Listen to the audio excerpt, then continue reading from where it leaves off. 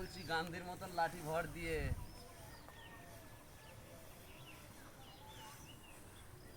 টাকায় গান্ধী আর বাস্তবে গান্ধী। হ্যাঁ, এটা হলো বাস্তবে গান্ধী।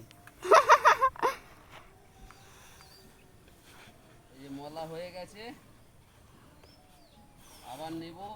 এই এতগুলো এই পাশে দুজন বলছে আর ওই পাশে একজন উড়াচ্ছে। ঠাকুর, কত লোক যে কাজ করবে।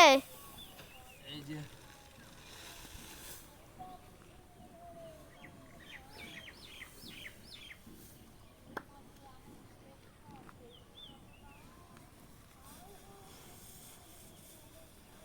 গান্ধীজি লাঠি নিয়ে দাঁড়িয়ে থাকতো আগে। টাকার পেছনে গান্ধীজির ছবি দেখতে পাও না?